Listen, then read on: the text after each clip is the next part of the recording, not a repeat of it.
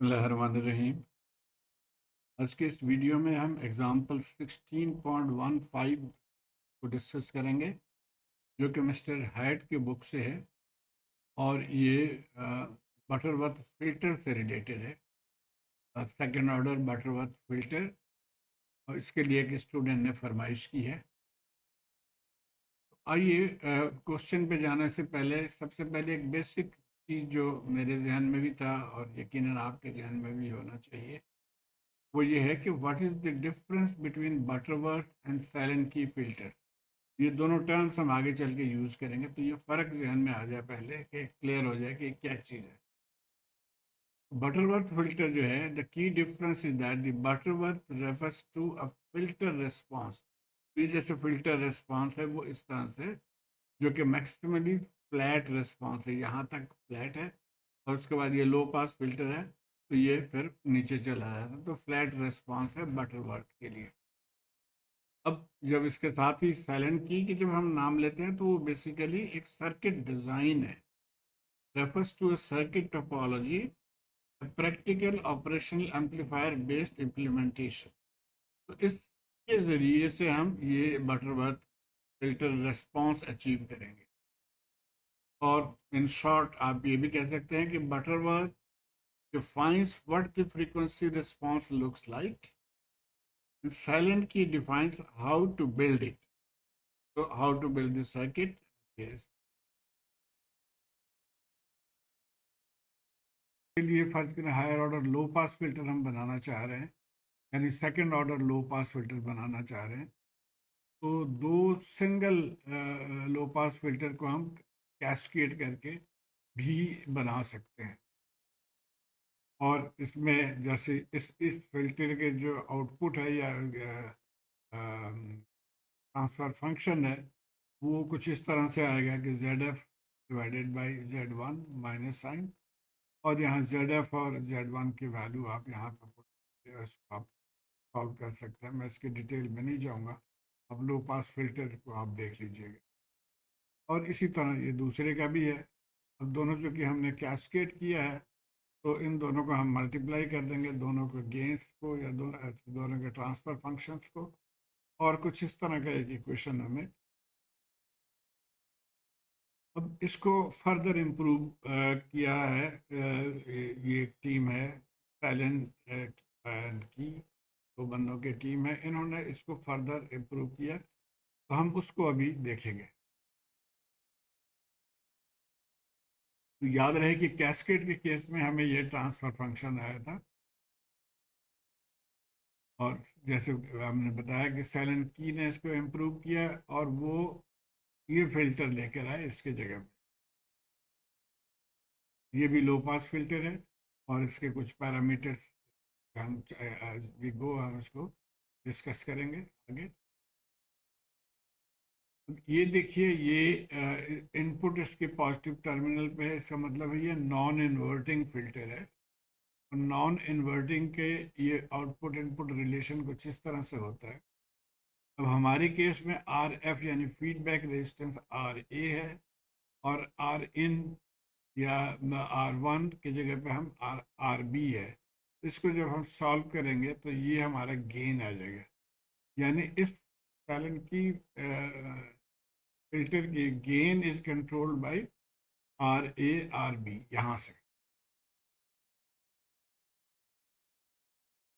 अब ये बुक में डिराइव किया गया है, ये इक्वेशन मेरे भी पिछले वीडियो में भी ये है कि इसके जो गेन है या इनपुट आउटपुट रिलेशन, गेन तो नहीं, ये ट्रांसफर फंक्शन आप कह गेन भी कह सकते हैं, तो वो ये रिलेशन बनता है इसका, जो इक्वेशन नंबर 40 में दिया हुआ है। चाहे तो इसको बुक में इसको देख लीजिए, समझ आ जाएगी आप। अच्छा, अब इसको आसान करने के लिए, सिंपल करने के लिए, हम जो C1 C2 वगैरह को हम C1 C2 की जगह पे हम एक ही वैल्यू ले लेंगे, C ले लेंगे, और इसी तरह R1 R2 की जगह पे हम R ले लेंगे, तो ये कदरे सिंप्लीफाई हो जाएगा, वो इस फॉर्म में आ रहा है। याद रहे कि हम अभी डिज़ाइन कर रहे हैं, तो अपनी मर्ज़ी से हम कंपोनेंट सेलेक्ट कर सकते हैं। अब हम यहाँ पे थे, अब इसको हम फर्दर सिंप्लीफाई कर लेंगे, इसको आर सी एल दे दिया तो हमें ये रिलेशन मिल गया फैलन की के ट्रांसफर। अब बुक में दिया हुआ है कि जो बैंड बटरवर्थ बटरवर्थ फिल्टर की जो जनरल इक्वेशन है, जनरल ट्रांसफर फंक्शन, वो कुछ इस नेचर का है, इस तरह से है। और अगर हम सेकंड स्टेज की बात कर रहे हैं तो एन की जगह पे हम 2 लिख लेंगे, तो एन की जगह पे हम यहाँ पे 2 आ जाएगा और ये 2 माइनस 1 1 हो जाएगा। तो ये इक्वेशन हमारा हो जाएगा फॉर सेकेंड ऑर्डर फिल्टर। और साइलेंट की चूँकि सेकेंड ऑर्डर फिल्टर है तो इसलिए हम इस इक्वेशन में ज़्यादा इंटरेस्ट। हमने ये साइलेंट की का ये आ गया एस के से साइलेंट की, और ये बटरवर्थ की ये इक्वेशन है। अब अगर हम इन दोनों को कंपेयर करें, साइलेंट की और नॉर्मलाइज्ड बटरवर्थ फिल्टर, ये देखें ये कांस्टेंट है, ऊपर भी कांस्टेंट है। हमें इंटरेस्टेड है हम डिनोमिनेटर को कंपेयर करने में। अब यहाँ से देखें कि A1 बराबर हो जाएगा इसके और A0 बराबर हो जाएगा इसके।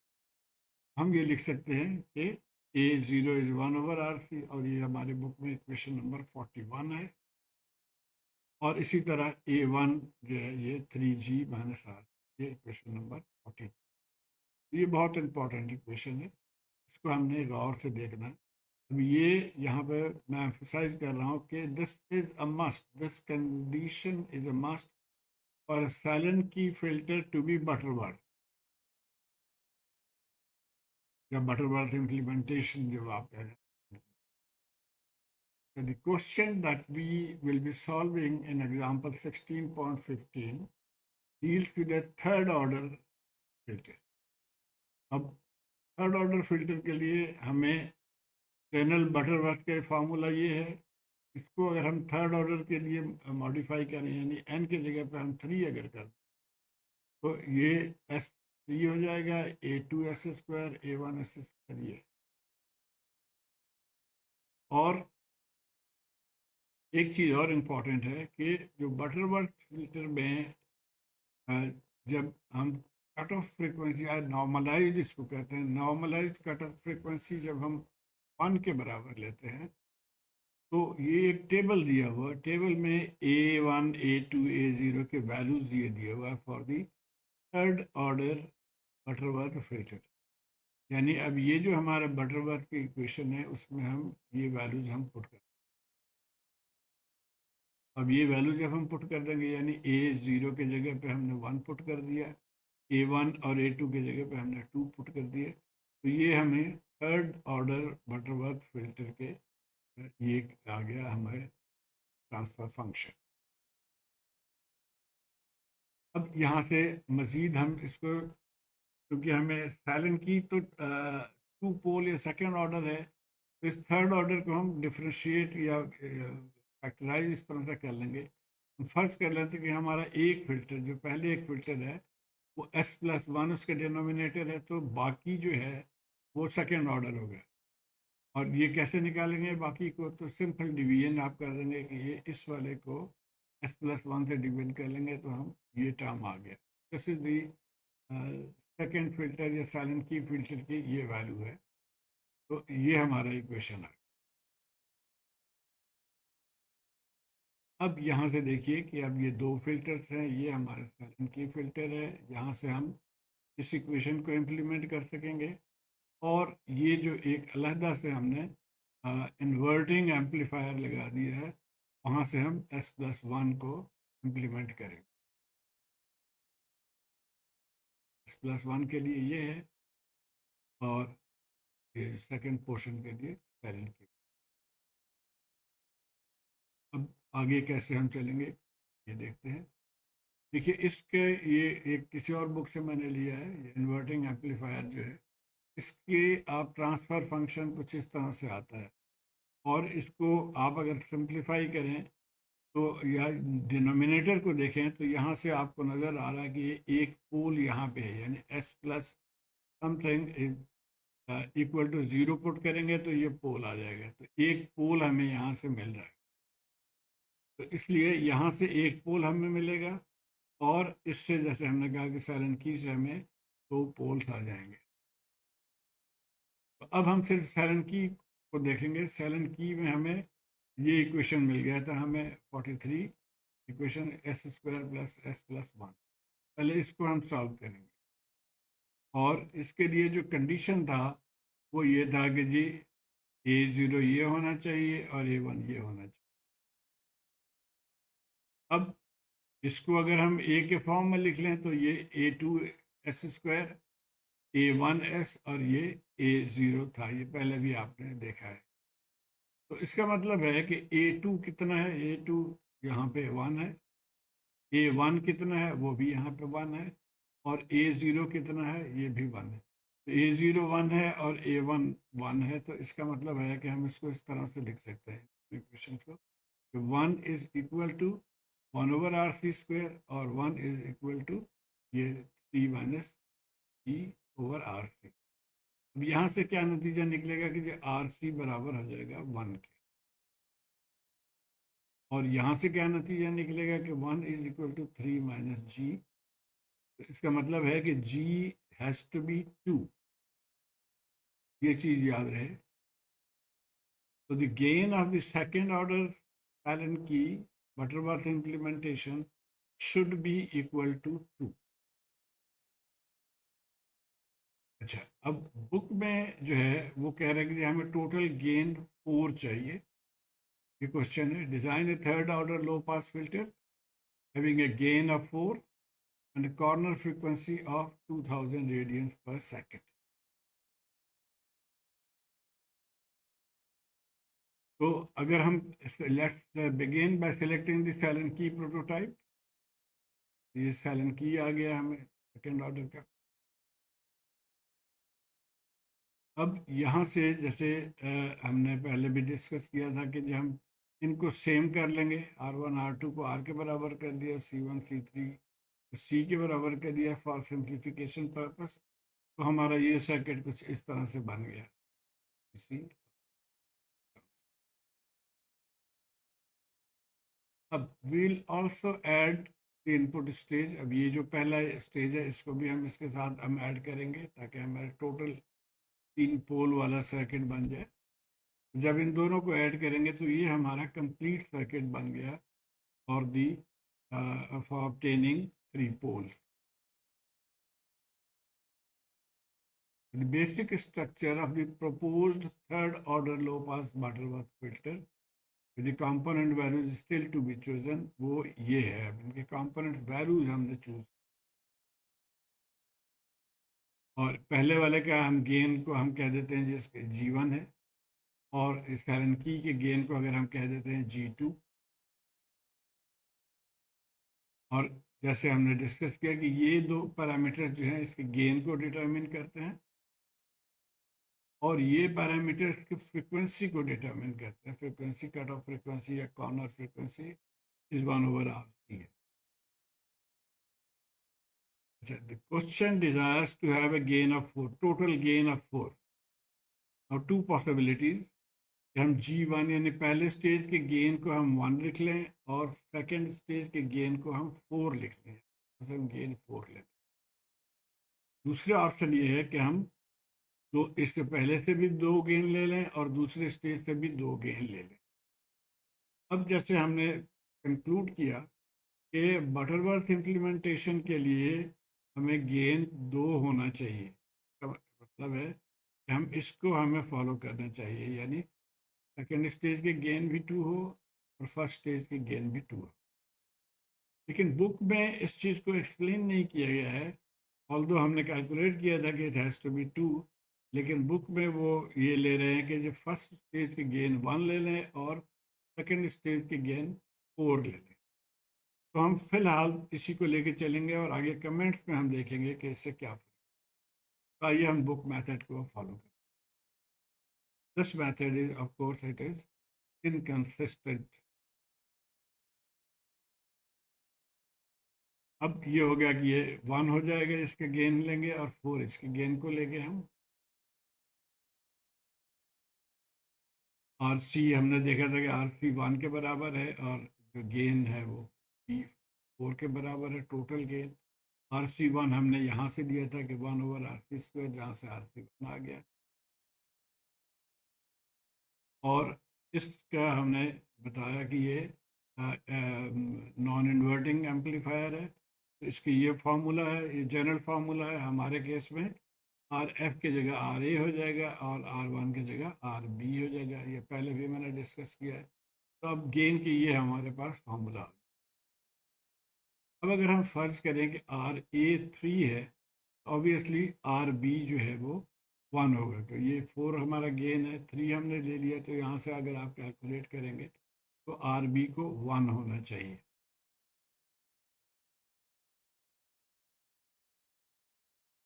दूसरी बात यह है कि अब initially we design for R is equal to 1 and C is equal to 1। अभी ये तो हमें मिल गया, अब हम इसकी बात कर रहे हैं।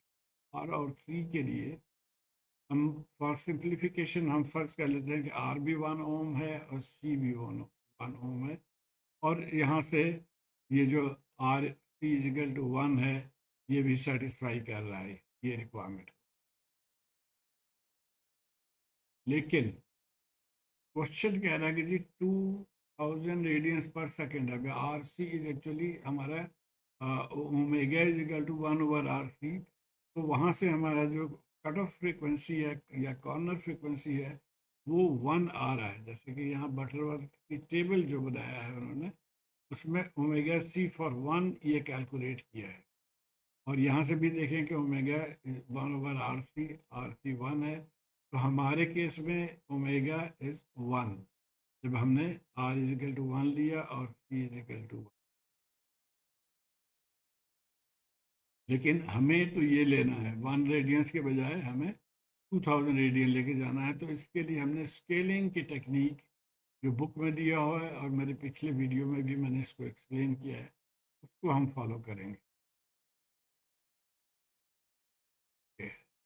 अब यहाँ पे ये भी कह रहा है कि ये 1 ओम के रेजिस्टेंस बहुत मुश्किल से आपको बाज़ार में मिलेगा, और 1 फैरेड के कैपेसिटर भी बहुत मुश्किल से मिलेगा। आप जब जाएंगे तो आपसे वो पूछेंगे कि आप कहाँ से आए हो। बहरहाल जो मोर प्रैक्टिकल वैल्यू है कैपेसिटर का वो हम ले लेते हैं, 0.1 माइक्रोफैरेड। और इसका नाम मैं दे देता हूँ C डैश। ये 1 की जगह ओरिजिनली C था, इसको मैं C डैश कह देता हूँ।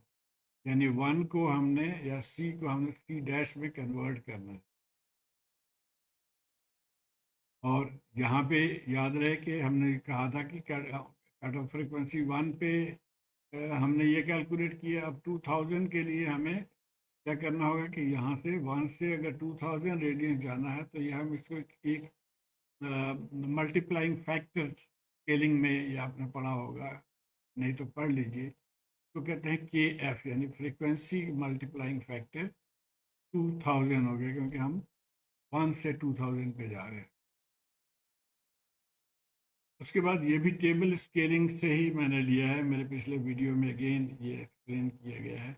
ये सिर्फ मैग्नीट्यूड स्केलिंग है, ये सिर्फ फ्रिक्वेंसी स्केलिंग के लिए, और ये बोथ अगर साइमल्टेनियसली करेंगे तो ये फार्मूला। तो मैं अब इस फार्मूले को लेके चलूँगा आगे। यहाँ से C डैश और C और KF हमें पता है, KM निकालना है हमने। कैपेसिटर तो हमें पता चल गया है, तो रेजिस्टेंस की वैल्यू निकालनी है फॉर दिस कैपेसिटर।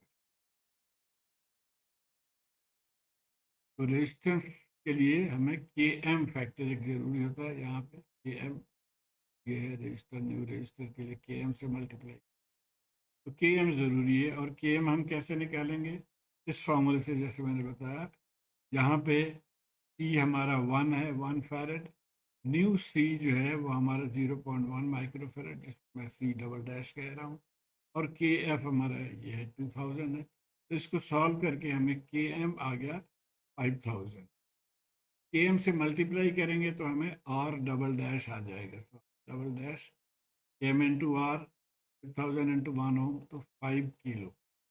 तो अब ये दोनों रेजिस्टेंस और कैपेसिटेंस के वैल्यूज़ हमें मालूम हो गया।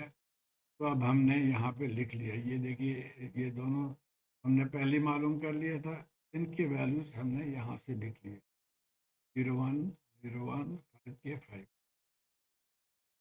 तो ये सेकंड पोर्शन का हो गया। यहाँ से आप अब हम आगे चलेंगे और वो फर्स्ट पोर्शन के जो कंपोनेंट्स हैं उनके वैल्यूज़ को पता करें।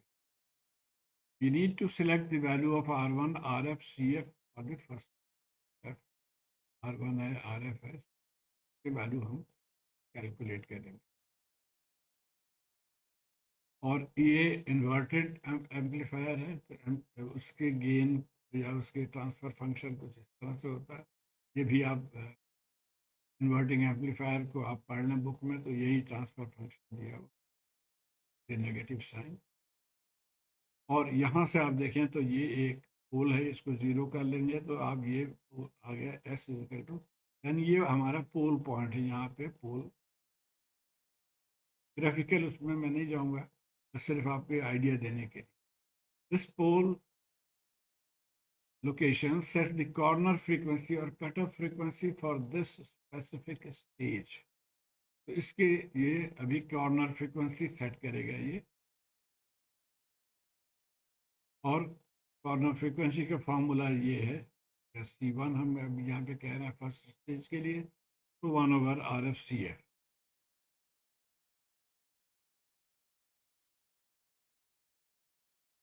अब अगर हम कैपेसिटर की वैल्यू 1 ले लेते हैं और सॉरी रेजिस्टेंस की वैल्यू 1 ले लेते हैं और कैपेसिटर की वैल्यू भी 1 ले लेते हैं, तो हमारा जो कॉर्नर फ्रीक्वेंसी है वो 1 रेडियन हो जाएगी।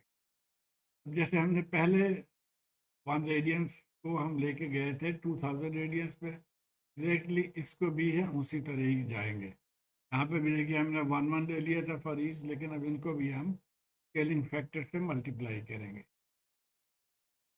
तो ये 1 के लिए लिया था और ये वैल्यूज़ थे, आपको याद है। तो अब उसको हमने 2000 के लिए जाना है।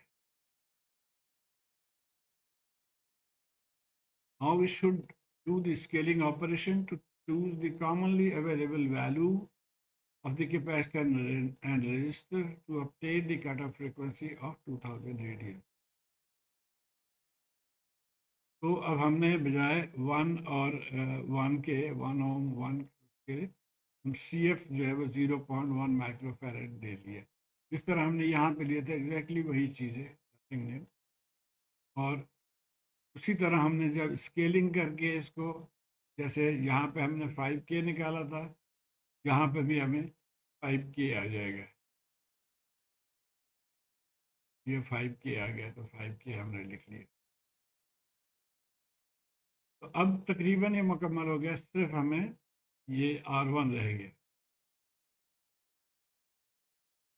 R1 जो है उसको हमने गेन को जहन में रखते हुए कैलकुलेट करना है। गेन यहाँ पे 1 है इस स्टेज के लिए, और फर्स्ट स्टेज के जो गेन फार्मूला है या इन्वर्टिंग एम्पलीफायर के gain formula, DC gain formula है, वो RF/R1। आप साइन को भूल जाए, यहाँ माइनस साइन होगा, लेकिन हम सिर्फ मैग्नीट्यूड की बात कर रहे हैं। और ये हमारे केस में इसको 1 के बराबर होना चाहिए। तो अब अगर हम RF को हम 5 किलो ले लेते हैं तो R1 भी 5 किलो होना चाहिए।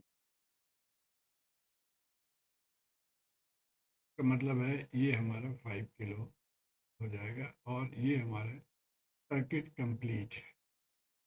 लेकिन यहाँ पे एक ऑब्जर्वेशन है डीप सीक के तरफ से कि the books G4 equal to 4 choice with their assumption. अभी क्या एजम्पशन उन्होंने किया है मिस्टर हायट ने, ये कहीं पे जिक्र नहीं है। बहरहाल G4 choice leads to unstable Butterworth design. तो ये कह रहे हैं कि ये अनस्टेबल होगा बिकॉज बटरवर्थ डिज़ाइन के लिए G must be less than 3। हमारा जो सेकंड ऑप्शन है जिसमें हम G को 2 ले रहे हैं, उसको ये ज़्यादा फेवर कर रहे हैं, उसको ज़्यादा रिकमेंड। तो उसको भी आप बिल्कुल इसी तरीके से कैलकुलेट कर लेंगे। आइए मैं इसको सिर्फ शो कर दूँ। अल्टरनेट मेथड में क्या हम कह रहे हैं कि इसके गेन भी 2 हो और इसके गेन भी 2 हो। गेन के ये फार्मूला यहाँ से हमें याद है, इनके फार्मूला यहाँ पे हम 2 लिख के और ये वैल्यूज़ हम वन प्लस, अब ये दोनों बराबर होने चाहिए, तो वन वन कर लें हम। तो इसका मतलब है कि हम आर ए को वन के ले लें और आर बी को वन के ले लें, तो हमें ये गेन इस सेकेंड स्टेज का जो है वो हम गेन अचीव कर सकेंगे 2। फ्रीक्वेंसी में चूंकि कोई चेंजेस नहीं है, तो जो पहले हमने फ्रीक्वेंसी कैलकुलेट किया था, सॉरी आर और सी कैलकुलेट कर किया था, क्योंकि यही फ्रीक्वेंसी को डिटरमिन करते हैं, तो ये वैलिड रहेंगे इस केस में भी। तो दीज आर दी वैल्यूज। अब आर एफ सी एफ, यहाँ पे भी, यहाँ गेन चेंज हो गया, 2 हो गया, लेकिन आर एफ सी एफ तो फ्रीक्वेंसी को डिटरमिन करते हैं, तो ये भी जिस तरह पहले केस में था, यहाँ पे भी वही रहेंगे, यानी 0.1 माइक्रोफेरेड और 5 माइक्रो। सिर्फ तब्दीली आएगी यहाँ पे, और वो तब्दीली कैसे कि ये हमारा फार्मूला अब है, इसी गेन का, ये minus R F over R one, ये बराबर होना चाहिए 2 के। पिछले केस में ये 1 के बराबर था। अब कोई एक वैल्यू अगर हम ले लें, आर आर एफ के वैल्यू जो है, अगर हम ले लेते हैं कि जी ये जैसे हमने यहाँ निकाला है ऑलरेडी पिछले में 5 किलो है, तो आर वन उसका हाफ होना चाहिए, यानी R one should be 2.5 kilo. तो ये सेकेंड डिज़ाइन जो है के लिए ये वैल्यूज है। तो उम्मीद है आप इसको फॉलो कर पाए होंगे। थोड़ा सा ये डिफिकल्ट ज़रूर है, लेकिन आप तरीके से इसको अगर गौर से देखेंगे तो ये आसान है। तो मुझे अपने फीडबैक से ज़रूर आगाह कीजिए। शुक्रिया।